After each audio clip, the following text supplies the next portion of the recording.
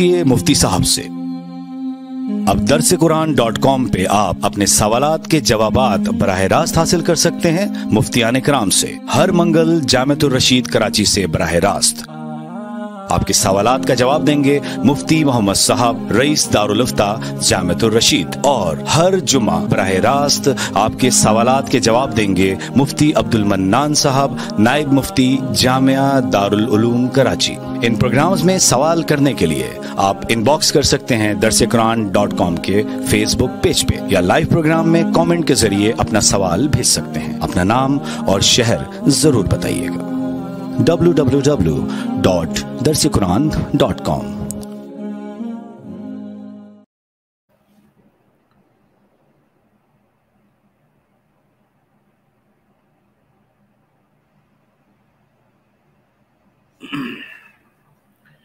बिस्मिल्लाहिर्रहमानिर्रहीम, नहमदुहु व नुसल्ली व नुसल्लिम अला रसूलिल करीम।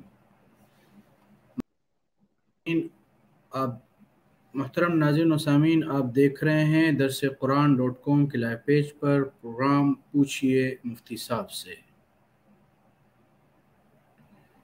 ये प्रोग्राम हफ्ते में 2 मरतबा लाइव नशर होता है, बरोज़ जुमा और बरोज़ मंगल। आज के हमारे मेहमान खुसूसी हैं मुफ्ती मोहम्मद साहब जामिअतुर रशीद से, जो हमारे साथ लाइव मौजूद हैं। मुफ्ती साहब ने हमें आवाज़ आपकी वाज़ेह नहीं है, आवाज़ साफ नहीं है। जी मुफ्ती साहब, मेरी आवाज़ आ रही है? मदम मदम आ रही है। जी, आज के हमारे मेहमान खुसूसी हैं मुफ्ती मोहम्मद साहब जामिअतुर रशीद से। मुफ्ती साहब को हम खुशामदीद पेश करते हैं। सबसे पहले अस्सलाम वालेकुम रहमतुल्लाह मुफ्ती साहब। वालेकुम अस्सलाम व रहमतुल्लाह। सवालों का बाकायदा आगाज़ करते हुए सबसे पहला सवाल मिसेस सलमा कनाडा से पूछ रही हैं, एक बहन के चेहरे पर दाने की वजह से कोई फेशियल ट्रीटमेंट करनी है। उसमें उन लोगों ने कहा है कि 24 घंटे तक चेहरे पर पानी इस्तेमाल नहीं कर सकते। तो मुफ्ती साहब ये बताइए कि वज़ू के लिए क्या करना होगा? जज़ाकल्लाह खैर।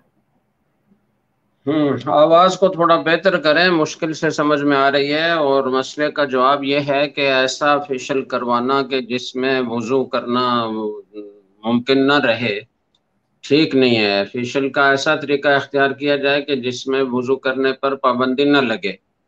फेशियल की बहुत सारी सूरतें हैं, तो ये ज़रूरी नहीं है कि उसी तरीके को इख्तियार किया जाए कि जिसमें 24 घंटे पानी लगाना ममनू हो। उसको छोड़कर दूसरा ऐसा तरीका इख्तियार करें कि नमाज पढ़ना मुमकिन रहे।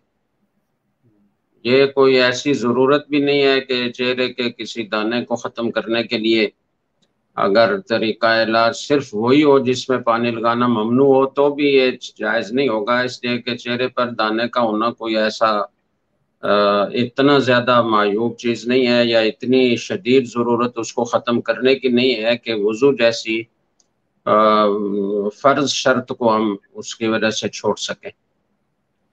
जी, बिनते मोहम्मद असलम शेख पूछ रही हैं कि आर्टिफिशियल अंगूठी के बारे में क्या फरमाते हैं उलमाए कराम। जैसे कि आजकल के हालात में सोना चांदी हर कोई अफोर्ड नहीं कर पा रहा, तो क्या दिन को कुछ वक्त के लिए आर्टिफिशियल अंगूठी इस्तेमाल कर सकते हैं? नेज़ नमाज में भी इनको उतारना पड़ेगा या उसके साथ पढ़ सकते हैं? देखें, जहाँ तक नमाज का ताल्लुक है तो नमाज तो हो जाती है आर्टिफिशियल जेवर या अंगूठी पहन कर, लेकिन इसका पहनना जायज़ है या नहीं है, तो इस बारे में दोनों किस्म की आरा हैं। और बाज़ हज़रात ने इसका जवाज़ भी बयान किया है, लेकिन ज़्यादातर फुक़हा ने, उलमा ने आर्टिफिशियल अंगूठी को मना किया है। वो औरतों के लिए भी ममनू है। बाकी जेवर तो मना नहीं है, लेकिन अंगूठी ख़ास तौर से मना है, इसलिए कि उस बारे में हदीसें आती हैं। एक सहाबी ने अंगूठी पहनी हुई थी लोहे की, तो आप सल्लल्लाहु अलैहि वसल्लम ने फरमाया कि क्या बात है, मैं तुमसे बुतों की बू पा रहा हूँ। तो उन्होंने उतार कर फेंक दी। तो इससे पता चलता है कि लोहे की अंगूठी ममनू है, मर्दों के लिए भी औरतों के लिए भी। बाज़ हज़रात ने अगरचे इसकी गुंजाइश दी है कि औरतों के लिए इसकी गुंजाइश है पहनने की, लेकिन एहतियात इसी में है कि ना पहनी जाए। सोना चांदी मुहैया हो सकता है तो वो पहने, नहीं मुहैया हो सकता तो कोई फ़र्ज वाजिब थोड़ा ही है।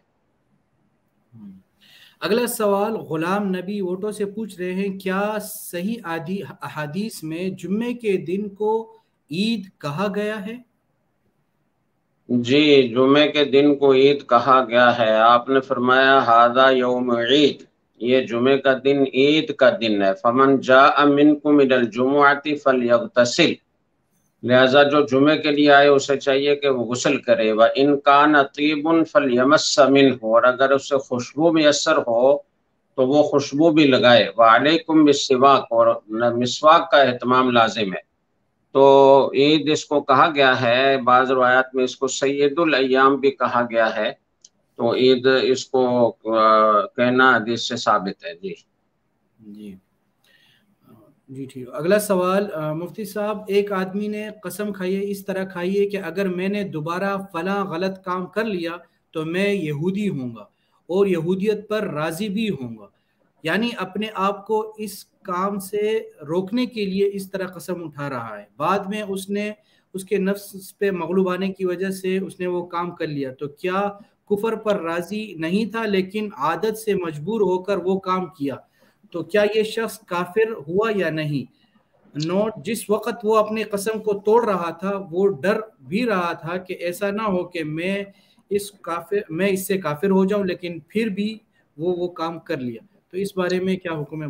دیکھیں، اگر قسم کھاتے وقت اس کا عقیدہ یہ تھا کہ اگر میں نے یہ کام کر لیا تو میں واقعتاً کافر ہو جاؤں گا، تو پھر یہ کافر ہو جائے گا، اس لیے کہ کفر پر رضامندی ہے، اور رضا بالکفر بھی کفر ہے، اس لیے وہ دائرہ اسلام سے خارج ہو گیا، اور اب اسے تجدید ایمان اور تجدید نکاح ضروری ہے۔ اور اگر قسم کھاتے وقت یہ عقیدہ اور نظریہ نہیں تھا تو پھر یہ قسم ہے، قسم توڑنے پر قسم کا کفارہ ادا کرنا لازم ہے۔ جی جی اگلا سوال عبدالوہاب صاحب سری لنکا سے پوچھ رہے ہیں کہ حضرت مفتی صاحب، ایک آدمی نے ایک مدرسے میں محتمم صاحب کو زکوٰۃ کے پیسے دیے اور اس سے کہا کہ آپ اس کے مالک ہو، لیکن مالک کا معنی اور مطلب پورے طریقے سے نہیں جانتا، اصل میں وہ مدرسے کو زکوٰۃ دینا چاہتا ہے نہ کہ محتمم صاحب کو، تو کیا اگر محتمم صاحب کا اس رقم کو اپنی ضرورت میں خرچ کرنا جائز ہے؟ محتمم صاحب خود زکوٰۃ کے مستحق بھی ہیں، یعنی غریب ہیں،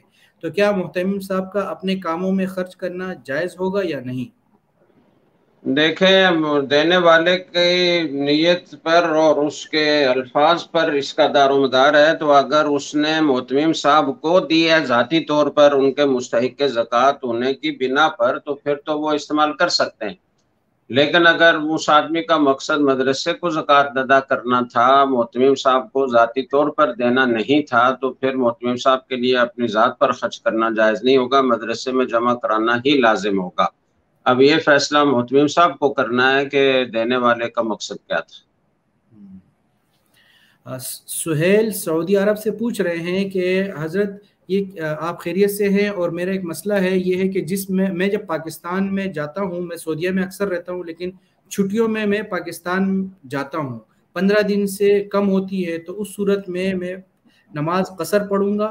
اگر کوئی بندہ 15 دن یا اس سے کم کے لیے جا رہا ہو، لیکن وہ پاکستانی، جیسے میں پاکستانی ہوں، میں 15 دن سے کم کے لیے جا رہا ہوں، 10-12 دن کے لیے جا رہا ہوں، تو پاکستانی ہونے کی حیثیت سے ظاہر ہے کہ میرا اپنا گھر ہے، والدین ہیں جہاں پر میں جا کر قیام کروں گا، تو پہلے دن سے میں پوری نماز پڑھوں گا یا میں مسافر کے زمرے میں آؤں گا، کیونکہ میرے پکی رہائش جو ہے وہ پاکستان سے باہر ہے کافی ٹائم سے۔ دیکھیں، یہ اس پر مدار ہے کہ آپ نے پاکستان میں جو آپ کا گھر ہے، آپ نے اس کو ہمیشہ کے لیے چھوڑ دیا ہے یا ہمیشہ کے لیے نہیں چھوڑا، جس کو ترک توطن کہتے ہیں فقہ کی زبان میں، یعنی آدمی کا اگر یہ ارادہ بن گیا، پختہ عزم ہو گیا کہ اب مجھے مستقل یہاں کبھی زندگی بھر رہائش اختیار نہیں کرنی، بس آنا جانا رہے گا، ملنے کے لیے آؤں گا پھر چلا جاؤں گا، تو ایسی صورت میں تو پھر یہ جو گھر ہے پاکستان میں آپ کا، یہ وطن اصلی نہیں رہا، اور ایسی صورت میں 15 دن سے کم قیام ہوگا تو آپ قصر کریں گے۔ لیکن اگر ایسے ترک توطن نہیں کیا، یعنی ہمیشہ کے لیے اسے چھوڑنے کا عزم نہیں کیا، بلکہ یہ ہے کہ جب تک سعودیہ میں ہیں سعودیہ میں ہیں، جب واپس آنا ہوگا تو اسی جگہ آئیں گے، یہی ہمارا وطن ہے، یہ صورتحال ہے تو پھر جب بھی آپ یہاں آئیں گے تو آپ مقیم ہو جائیں گے، چاہے 15 دن سے کم ہی قیام ہو۔ جی عبد الوہاب متحدہ عرب امارات سے پوچھ رہے ہیں کہ مسجد بن جانے کے بعد اگر راستہ تنگ ہو گیا ہو تو کیا پھر مسجد کو راستے کی طرف سے تنگ کر کے اس کے مطابق یا اس سے بھی زیادہ دوسری طرف جگہ دے کر وسیع کرنے کی گنجائش فقہ حنفی میں ہے یا ہے؟ کیا شدید ضرورت کی بنیاد پر دوسری فقہ پر عمل کیا جا سکتا ہے؟ کیونکہ ہم نے عربوں میں دیکھا ہے وہاں مسجد کو دوسرے علاقے میں جگہ اس کے مطابق یا اس سے بھی زیادہ دے کر مسجد بنا دی جاتی ہے اور پرانی مسجد کو شہید کر کے اس کی جگہ کوئی دوسری تعمیرات بنا دی جاتی ہے۔ مسجد کے ایک دفعہ جب بن جاتی ہے تو وہ ہمیشہ کے لیے مسجد ہوتی ہے، اسے پھر ختم کر کے اس کو راستہ میں تبدیل کرنا یہ جائز نہیں ہے، لہذا راستہ تنگ ہے تو اس کی دوسری کوئی صورت اختیار کی جائے، دوسری طرف جو لوگ رہتے ہیں وہ اپنی جگہ راستے کے لیے وقف کریں اور مسجد کو اپنی حالت پر باقی رہنے دیں، ایسا کرنا ضروری ہے۔ کوئی بہت ہی خاص اگر ایسی صورتحال ہے کہ جہاں راستہ انتہائی دشوار ہے، تنگ ہے، لوگوں کو مسلسل دقت ہے اور دوسری طرف راستہ بڑھانے کی کوئی گنجائش کسی طرح بھی نہیں نکل سکتی، تو وہ صورتحال پوری لکھ کر یا کسی اپنے علاقے کے یا قریب کے کسی مفتی مستند مفتی کو مشاہدہ کروا کر دوبارہ پوچھ لیا جائے۔ جی معاذ جنوبی کوریا سے پوچھ رہے ہیں کہ میرا سوال یہ ہے کہ اگر لڑکی کے بھائی نہ ہوں بس والدین ہوں، لڑکی کی شادی ہو جائے، ماں باپ بوڑھے ہو رہے ہوں تو لڑکی کا کتنا فرض بنتا ہے کہ ماں باپ پر ان کی کفالت پر؟ دیکھیں شادی کے بعد چونکہ لڑکی اپنے شوہر کے تابع ہے تو جب تک شوہر اس معاملے میں تعاون نہ کرے تو لڑکی خود کچھ کر نہیں سکتی، تو اس لیے وہ اس کی مکلف بھی نہیں ہے۔ ایسے موقع پر شوہر کو چاہیے کہ وہ اجازت دے دے اور اپنی والدہ کی خدمت کے لیے ان کو اتنا وقت دے کہ جس سے والدہ کی خدمت ہو سکے اور ان کی ضرورتیں پوری ہو سکیں۔ تو اس معاملے میں آپس میں مفاہمت کے ساتھ کوئی صورت اختیار کر لی جائے۔ شرعاً تو یہ حکم ہے کہ اگر شوہر منع کرتا ہے اور وہ سمجھتا ہے کہ یہ ادھر جائے گی تو میرے حقوق ادا نہیں ہوں گے یا بچوں کا مسئلہ ہوگا اور وہ منع کرتا ہے تو پھر شوہر کے تابع ہونے کی وجہ سے اس پر شوہر کی اطاعت ہی لازم ہے، لیکن مفاہمت اختیار کر لی جائے، شوہر بھی اس کے لیے خوش دلی سے ان کو اجازت دے دے تو یہ سب سے بہتر صورت ہے، جس سے آپس کے تعلقات بھی خراب نہ ہوں اور والدہ کو بھی دقت نہ پیش آئے۔ اسما پوچھ رہی ہیں کراچی سے کہ میرا سوال یہ ہے کہ میں میرے پاس تقریباً 8.5 تولہ سونا ہے، میرے شوہر نہ مجھے اسے بیچنے کی اجازت دیتے ہیں اور نہ مجھے زکوٰۃ ادا کرنے کی کچھ رقم دیتے ہیں، میرے کمانے کا کوئی ذریعہ نہیں، کبھی کبھار والدین کی طرف سے تھوڑے پیسے ملتے ہیں ان کو زکوٰۃ میں دے دیتی ہوں، ہماری کئی بار اس سلسلے میں ناراضگی ہوئی ہے، اس نے زیور لاکر میں رکھ دیے ہیں، جب زکوٰۃ کی بات ہوتی ہے تو بول چال مکمل بند کر دیتے ہیں، میں بہت پریشان ہوں، مجھے کوئی حل بتا دیجئے، میری شادی کو 13 سال گزر چکے ہیں اور بمشکل 20,000 زکوٰۃ ادا کی ہے۔ دیکھیں زکوٰۃ تو لازم ہے، اس کا حساب رکھنا بھی لازم ہے، اور جب آپ کو زکوٰۃ ادا کرنے کی استطاعت نہیں ہے، یعنی آپ کے پاس نقدی موجود نہیں ہے، شوہر زیور بیچنے نہیں دیتا، تو پہلے تو شوہر کو سمجھانے کی کوشش کی جائے، خود نہیں سمجھا سکتے تو کسی معتبر آدمی کے ذریعے سے، کسی عالم کے ذریعے سے ان کو سمجھایا جائے کہ یہ تو لازم ہے، اگر آپ اس کے ساتھ تعاون کریں اور اس کو اتنی رقم مہیا کریں جس سے وہ زیور کی زکوٰۃ ادا کر سکے تو یہ سب سے بہتر صورت ہے کہ آپس میں ایک دوسرے کے ساتھ تعاون و تناسر کا ماحول قائم رہے، محبت قائم رہے، رشتے نبھتے رہیں۔ لیکن اگر آپ پیسے نہیں دیتے اس کو تو پھر اس کو زیور بیچنے کی اجازت دیں، یہ آپ پر لازم ہے، آپ اس کی زکوٰۃ کے لیے مانع بن رہے ہیں، رکاوٹ بن رہے ہیں تو آپ کو دنیا آخرت میں اس کا وبال ہوگا۔ اگر شوہر سمجھ جائیں تو بہت اچھی بات ہے، نہیں سمجھتے تو پھر ہر سال اپنے زیور کی قیمت لگوا کر تو وہ زکوٰۃ کا حساب کر کے لکھتے رہیں، اور جب جتنی استطاعت ہوتی جائے تو وہ زکوٰۃ ادا کرتے جائیں، اور آخر عمر تک اگر پوری زکوٰۃ نہ ہو تو وصیت کر جائیں کہ میری میراث میں سے اتنی رقم زکوٰۃ میں ادا کی جائے۔ جی جنوبی کوریا سے معاذ پوچھ رہے ہیں کہ جو اپنی بیوی اور بچوں کو بہت کم خرچ دیتا ہو اور صدقہ زیادہ کرتا ہو، جس شخص کے ہاتھ وہ صدقے کی رقم تقسیم کرتا ہے، اس کے علم میں جب یہ بات آئی تو اس نے متعلقہ آدمی کے صدقے کے پیسے اس کی بیوی اور بچوں کو دے دیے، اس کے علم میں لائے بغیر، یہ عمل درست ہے؟ اس بارے میں رہنمائی فرما دیں۔ درست ہے، اگر واقعتاً ایسا ہے کہ بیوی بچے تنگی میں ہیں اور وہ باہر تو صدقہ کرتا ہے، بیوی بچوں کو بقدر ضرورت نہیں دیتا اور ان کو دقت پیش آتی ہے، تو ایسا کرنے میں کوئی حرج نہیں۔ جی اگلا سوال، اگر پاؤں پر زخم ہو تو احرام کی حالت میں پاؤں پر پٹی باندھنے سے کوئی دم وغیرہ تو لازم نہیں آتا؟ عبداللہ کوہاٹ سے پوچھ رہے ہیں۔ جی، اگر پٹی کے سوا کوئی چارہ نہ ہو، زخم اس نوعیت کا ہو کہ پٹی ہی ضروری ہو، تو اس سے کوئی فرق نہیں پڑتا، پٹی باندھ سکتے ہیں۔ جی سراج پشاور شہر سے پوچھ رہے ہیں، بعض اوقات کسی ویب سائٹ پر کیش بیک کے آفر ہوتی ہے، 2000 یا اس سے زیادہ خریداری پر اگلے آرڈر پہ موجودہ آرڈر کی مالیت 10% ڈسکاؤنٹ لیں، مطلب 2000 پہ 200، 3000 پہ 300 وغیرہ ڈسکاؤنٹ مخصوص مدت کے لیے استعمال کرنا ہوگا، کیا ایسا ڈسکاؤنٹ لینا کسٹمر کو دینا جائز ہے؟ دیکھیں، اگر اس ڈسکاؤنٹ کے لیے یا کوئی بھی رعایت دینے کے لیے یہ لازم ہوتا ہو کہ آپ نے اتنی رقم اکاؤنٹ میں لازمی رکھنی ہے، اسے آپ نکال نہیں سکتے، تو پھر تو یہ جائز نہیں ہے، اس لیے کہ جو کچھ آپ نے اکاؤنٹ میں رکھا ہوا ہے وہ آپ کی طرف سے اس کمپنی ادارے پر قرض ہے، اور وہ اس قرض دینے کی وجہ سے آپ کو نفع دیا جا رہا ہے یا کوئی تحفہ دیا جا رہا ہے، ڈسکاؤنٹ دیا جا رہا ہے، تو یہ قرض پر نفع اٹھانا ہے جو سود کے زمرے میں آتا ہے۔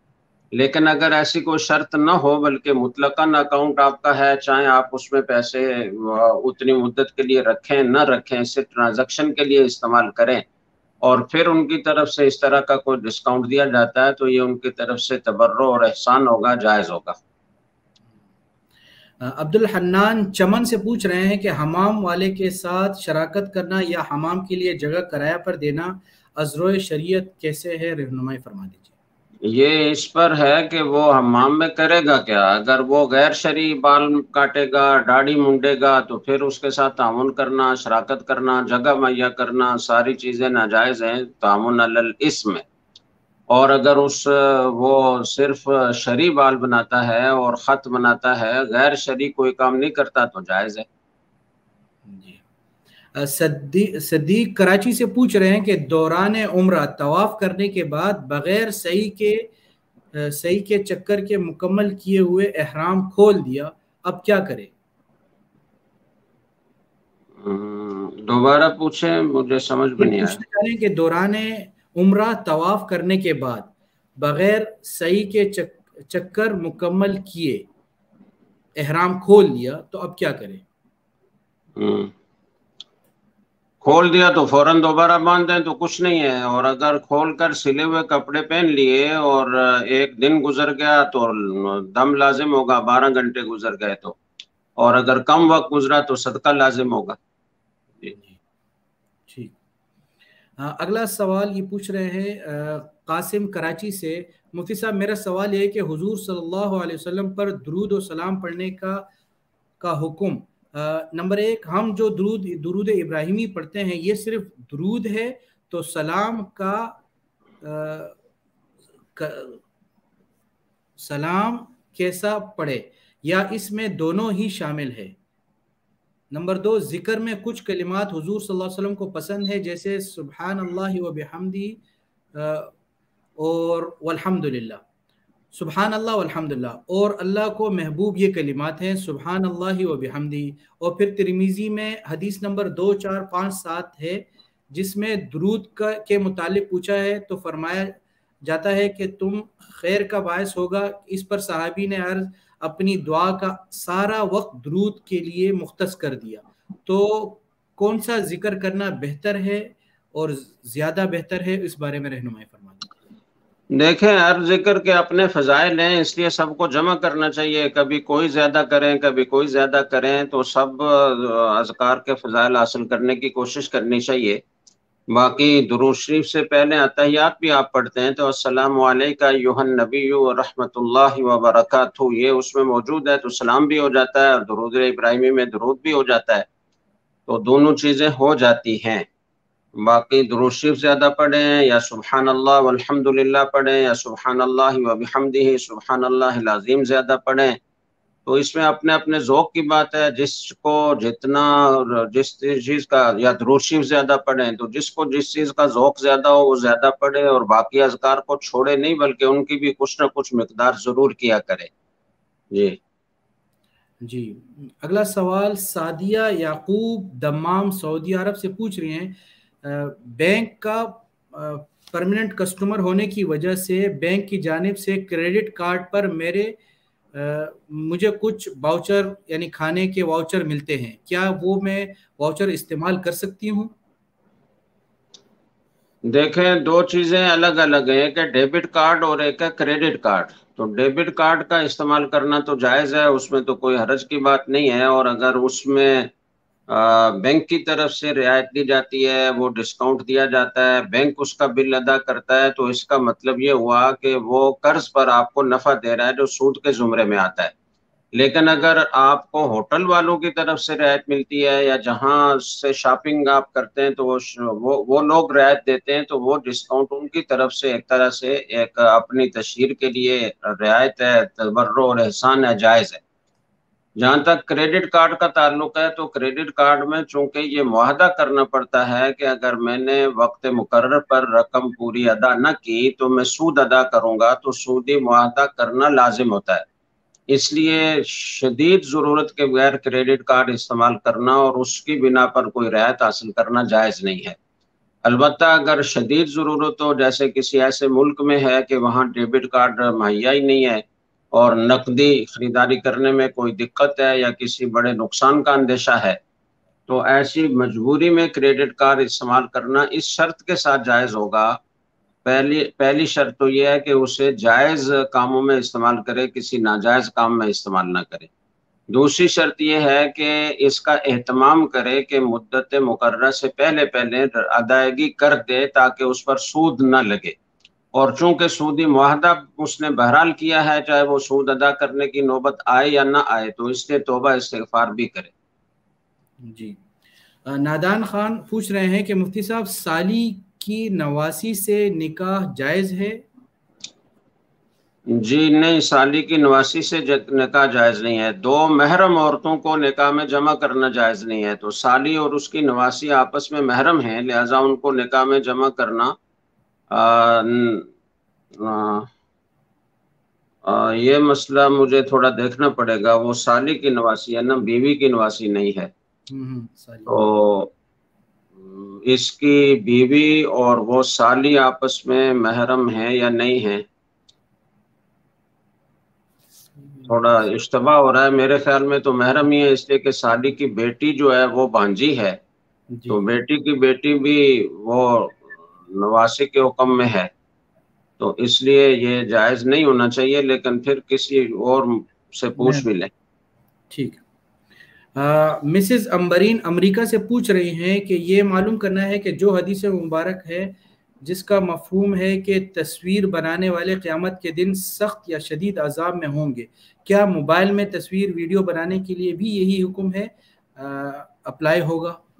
دیکھیں اس بارے میں اختلاف ہے، جو حضرات ڈیجیٹل تصویر کو بھی تصویر کے حکم میں قرار دیتے ہیں تو ان کے ہاں پرنٹ تصویر اور ڈیجیٹل تصویر میں کوئی فرق نہیں ہے، جو وعیدیں پرنٹ تصویر کے لیے ہیں وہ ساری کی ساری ڈیجیٹل تصویر کے لیے بھی ہیں، لیکن جو حضرات ڈیجیٹل تصویر کو تصویر کے حکم میں قرار نہیں دیتے، اور اس کا فنی طور پر اس کا فلسفہ یہ ہے کہ چونکہ تصویر کسی چیز کے اوپر کسی عکس کے ثبت ہونے کو کہا جاتا ہے، اور ڈیجیٹل جو تصویر ہوتی ہے اس میں کوئی چیز کسی جگہ پر ثبت نہیں ہوتی، بلکہ وہ پیچھے سے روشنی کے اور برقی ذرات آتے ہیں نقطے کی شکل میں، اور وہ تصویر بناتے ہیں، اور وہ نقطے ایک دم ختم ہوتے ہیں، اس کی جگہ دوسرے آتے ہیں، پہلے ختم ہوتے ہیں دوسرے آتے ہیں، پہلے ختم ہوتے ہیں دوسرے آتے ہیں، اور یہ عمل اتنی تیز رفتاری سے ہو رہا ہوتا ہے کہ آنکھ اس کا ادراک نہیں کر سکتی، اس لیے کہ اگر کوئی چیز ایک سیکنڈ میں 16 مرتبہ حرکت کرے تو اس کا تو آنکھ ادراک کر سکتی ہے، لیکن اس سے زیادہ دفعہ اگر کوئی چیز حرکت کرے تو آنکھ اس کا ادراک نہیں کر سکتی.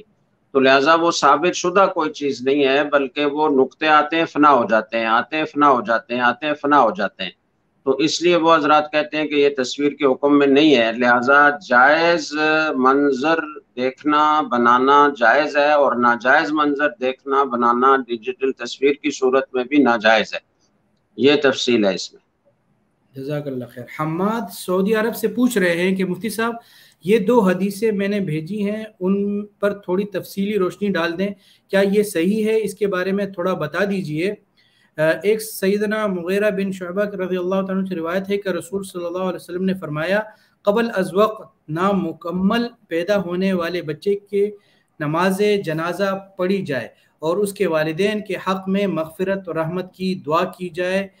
مسند احمد میں 3152 کی روایت ہے، صحیح. اور دوسری روایت جو ہے وہ فرماتے ہیں کہ نبی کریم صلی اللہ علیہ وسلم نے فرمایا سوار جنازے کے پیچھے چلے اور پیدل آدمی اس کے سامنے اور دائیں بائیں قریب قریب چل سکتے ہیں، اور نامکمل مردہ پیدا ہو جانے والے بچے کی نماز جنازہ پڑھی جائے گی اور اس کے والدین کے لیے بخشش اور رحمت کی دعا کی جائے گی. مسند احمد سے ہے یہ. جی حدیثیں تو ٹھیک ہیں، مسند احمد میں یہ روایات ہیں، دوسری کتابوں میں ابن ماجہ سنن ترمذی وغیرہ میں بھی یہ اس مفہوم کی روایات موجود ہیں، لیکن اس کے مقابلے میں دوسری روایات بھی موجود ہیں. ترمذی کی روایت ہے کہ الطفل لا یصلی علیہ ولا یرث ولا یورث حتی یستحل، کہ جب تک بچے کی آواز نہ نکلے، یعنی اس میں زندگی کے آثار جب تک نظر نہ آئیں تو اس پر نماز نہیں پڑھی جائے گی، نہ وہ وارث ہوگا، نہ اس کی میراث کسی اور کو ملے گی. تو دونوں روایات میں جمع اس طریقے سے تطبیق اس طریقے سے علماء نے دی ہے کہ جس روایت میں سقط یصلی علیہ کے الفاظ ہیں، اس سے وہ سقط مراد ہے کہ جو اگرچہ ناتمام ہے، اس کے اعضاء پورے نہیں ہیں، لیکن اس میں جان ہے، زندگی کے آثار ہیں، اس وقت نماز جنازہ پڑھی جائے گی. حدیث میں جب بظاہر تعارض ہوتا ہے تو سب سے پہلے ان کے درمیان تطبیق دینے کی کوشش کی جاتی ہے. تو یہاں تطبیق اسی طریقے سے ہے کہ جو سقط ہے، یعنی ناتمام بچہ پیدا ہوا ہے، اگر اس میں زندگی کے آثار ہیں تو نماز پڑھی جائے گی، نہیں ہیں تو نہیں پڑھی جائے گی، اور اس پر اکثر ائمہ کا اتفاق ہے. جی جزاک اللہ خیر مفتی صاحب، آپ نے اپنے وقت دیا، بہت زیادہ مشکور اور ممنون ہے. اگلے پروگرام تک کے لیے ہم آپ سے اجازت چاہتے ہیں. جزاکم اللہ. محترم ناظرین سامعین، آپ دیکھ رہے تھے پروگرام پوچھئے مفتی صاحب سے. یہ تھے ہمارے ساتھ مہمان خصوصی مفتی محمد صاحب، رئیس دارالافتاء جامعۃ الرشید. لائیو موجود تھے، آپ کے سوالات کے جوابات دے رہے تھے جو آپ نے ہمیں ان باکس کیے تھے. آپ اپنے سوالات ہمیں کمنٹس باکس میں ٹائپ کر کے بھیجیے، اپنا نام اور شہر لکھنا مت بھولیے گا. انشاءاللہ آپ کے سوالات کو ہم لائیو لیں گے. ہمارا نمبر بھی، واٹس ایپ نمبر بھی نوٹ فرما لیں، 0300021430. اس نمبر پہ اپنے سوالات بھی آپ سینڈ کر سکتے ہیں. یہ پروگرام ہفتے میں 2 مرتبہ لائیو نشر ہوتا ہے. بروز جمعہ مفتی محمد صاحب ہمارے ساتھ لائیو موجود ہوتے ہیں، بروز جمعہ مفتی عبد المنان صاحب، اور بروز منگل مفتی محمد صاحب ہمارے ساتھ لائیو موجود ہوتے ہیں. اور آپ بھی اپنے سوالات کو ہمیں سینڈ کیجیے گا اور اس پروگرام کو آگے شیئر کیجیے گا. اب میں آپ سے اجازت چاہتا ہوں. اللہ نگہبان. پوچھئے مفتی صاحب سے. اب درسقرآن.com پہ آپ اپنے سوالات کے جوابات براہ راست حاصل کر سکتے ہیں مفتیان کرام سے. ہر منگل جامعۃ الرشید کراچی سے براہ راست آپ کے سوالات کا جواب دیں گے مفتی محمد صاحب، رئیس دارالافتاء جامعۃ الرشید. اور ہر جمعہ براہ راست آپ کے سوالات کے جواب دیں گے مفتی عبد المنان صاحب، نائب مفتی جامعہ دارالعلوم کراچی. ان پروگرامز میں سوال کرنے کے لیے آپ ان باکس کر سکتے ہیں درسقرآن.com کے فیس بک پیج پہ، یا لائیو پروگرام میں کامنٹ کے ذریعے اپنا سوال بھیج سکتے ہیں. اپنا نام اور شہر ضرور بتائیے گا. www.darsequran.com